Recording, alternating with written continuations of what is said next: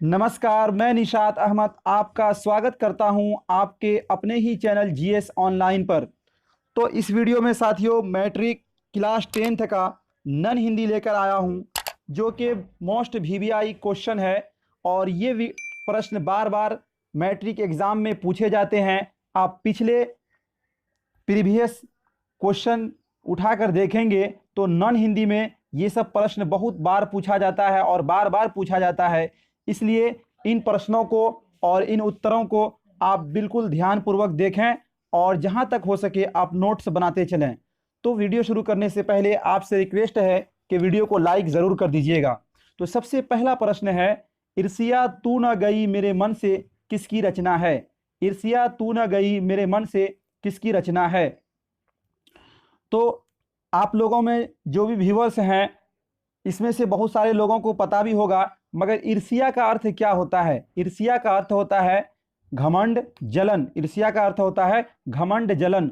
और ये एक किसने लिखा है, यानी इसको किसने लिखा है? तो ईर्ष्या तू न गई मेरे मन से रामधारी सिंह दिनकर। किसने लिखा है? मशहूर कवि हैं रामधारी सिंह दिनकर की रचना है। रामधारी सिंह दिनकर की लिखी हुई ईर्ष्या तू न गई मेरे मन से।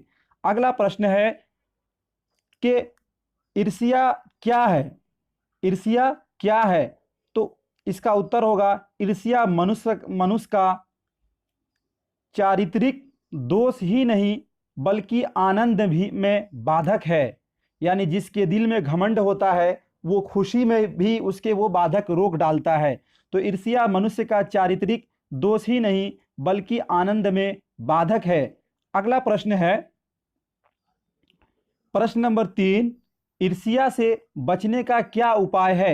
ईर्ष्या से बचने का क्या उपाय है? तो इसका उत्तर होगा ईर्ष्या से बचने का उपाय मानसिक अनुशासन है। मानसिक अनुशासन है। ईर्ष्या से बचने का उपाय यानी घमंड से, जलन से बचने का उपाय यह है कि मानसिक अनुशासन है।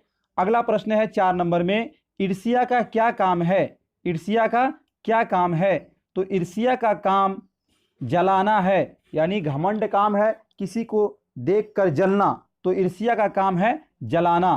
अगला प्रश्न, ये सब प्रश्न बार बार एग्जाम में पूछे जाते हैं और एग्जाम के पॉइंट ऑफ व्यू से ये प्रश्न बहुत ही महत्वपूर्ण है।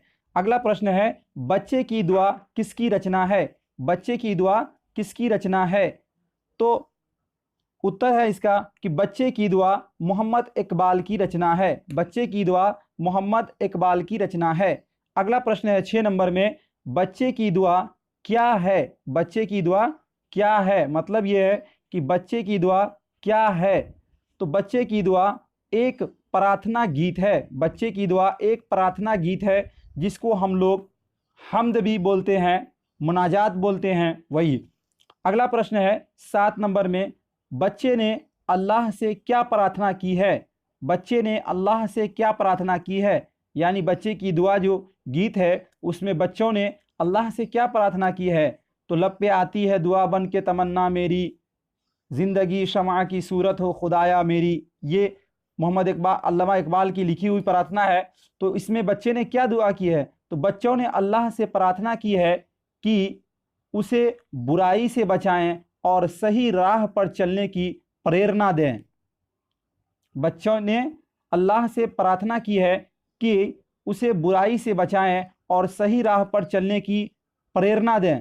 अगला प्रश्न है 8 नंबर में, ये मोस्ट वीवीआई आपका, ईदगाह के लेखक कौन है? ईदगाह बहुत ही मशहूर ये एक निबंध, एक कहानी है। तो ईदगाह के लेखक कौन है? ईदगाह के लेखक मुंशी प्रेमचंद हैं। कौन है? मुंशी प्रेमचंद हैं। अगला प्रश्न है 9 नंबर में, ईदगाह कहानी किस पर आधारित है? यानी ईदगाह कहानी जो हमारे पिछले भाग 3 में पढ़ना है वो किस पर आधारित है? तो इसका सही उत्तर हो जाएगा ईदगाह कहानी बाल मनोविज्ञान पर आधारित है। ईदगाह कहानी बाल मनोविज्ञान पर आधारित है, इसलिए कि इसी कहानी में बतलाया गया एक हामिद नाम का गरीब लड़का था, उसके पास 3 पैसा था और वो मेला में गया। ईद के दिन सभी लोग नमाज पढ़े और सभी बच्चे ने खिलौना खरीदा और हामिद ने खिलौना नहीं खरीदा, बल्कि वो देखता था कि अपनी दादी का रोटी बनाने में हाथ जल जाता था, इसलिए वो वहाँ चिमटा देखा और वो चिमटा खरीद लिया। तो ये बाल मनोविज्ञान पर आधारित कहानी है, इसलिए ये कहा जा रहा है कि ईदगाह कहानी किस पर आधारित है, तो ईदगाह कहानी बाल मनोविज्ञान पर आधारित है। अगला प्रश्न है 10 नंबर में, हामिद के पास कितना पैसा था? हामिद के पास कितना पैसा था, यानी जब वो ईदगाह कहानी में जो जिस हामिद का जिक्र किया गया उसके पास कितना पैसा था, तो हामिद के पास मात्र 3 पैसे थे। कितने पैसा था?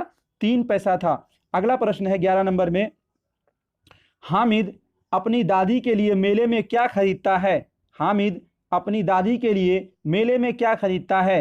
तो उत्तर है इसका, हामिद अपनी दादी के लिए चिमटा खरीदता है। क्या खरीदता है? चिमटा खरीदता है। हामिद अपनी दादी के लिए चिमटा खरीदता है। अगला प्रश्न है 12 नंबर, हामिद की दादी का नाम क्या है? हामिद की दादी का नाम क्या है? हामिद की दादी का नाम क्या है? तो इसका उत्तर है, हामिद की दादी का नाम अमीना था। हामिद की दादी का नाम अमीना था। ये सब प्रश्न दोस्तों अभी बहुत आसान आपको लग रहा होगा, मगर आप पिछले 4-5 साल का जो भी प्रश्न है उसको आप उठा के देखेंगे बोर्ड एग्जामिनेशन में, तो ये सब प्रश्न में ज़रूर उसमें पूछा जाता है। इसलिए इन प्रश्नों को आप बिल्कुल आसान नहीं समझें, इसका नोट्स आप ज़रूर बना लें। अगला प्रश्न है 13 नंबर में, हामिद ने चिमटे को किन किन रूपों में उपयोग करने की बात कही है? हामिद ने चिमटे को किन किन रूपों में उपयोग करने की बात कही, यानी जब हामिद सारे बच्चे मेला में पैसे लेकर खिलौने खरीद रहे थे, तो हामिद ने जब चिमटा खरीदने के लिए सोचा तो वो अपने दिमाग में किन किन रूपों में, यानी इस चिमटा का क्या क्या प्रयोग हो सकता था, उसको अपने दिमाग में वो बोला, जिसको इस कहानी में बयान किया गया। तो वही कह रहा है कि हामिद ने चिमटे को किन किन रूपों में उपयोग करने की बात कही है। तो हामिद ने महमूद से कहा कि कंधे पर रखने पर बंदूक हो जाएगी, यानी चिमटा जो है कंधे पर रखेंगे तो बंदूक हो जाएगी। हाथ में लिया तो फकीरों का चिमटा हो जाएगा। चिमटे से खिलौने पर प्रहार करने से चूर चूर हो जाएगा, यानी बच्चे जो खिलौने खेलते थे उससे यदि चिमटा को लड़ाया जाएगा तो खिलौना चूर चूर हो जाएगा और चिमटा जूं का तूं ही रह जाएगा। लेकिन चिमटे का बाल भी बांका नहीं होगा। यह चिमटा बहादुर शेर है। यह चिमटा बहादुर शेर है। ये था साथियों मोस्ट इंपोर्टेंट नॉन हिंदी के जो प्रश्न थे उसके उत्तर। उम्मीद करता हूं ये वीडियो आपको अच्छा लगा होगा। यदि अच्छा लगा होगा तो चैनल को सब्सक्राइब कर दीजिएगा और वीडियो को लाइक और शेयर ज़रूर कीजिएगा। उम्मीद करता हूं साथियों आप कमेंट ज़रूर कीजिएगा। यदि ये वीडियो आपको अच्छा लगा तो इसको इतना शेयर कीजिए कि हर नॉन हिंदी वाले के पास ये वीडियो पहुंच जाए, और बहुत जल्द इसके बाद दूसरा वीडियो आपके लिए लेकर आने वाला हूं, और उसके बाद फिर ऑब्जेक्टिव का वीडियो भी आपके लिए अपलोड किया जाएगा। बहुत बहुत धन्यवाद।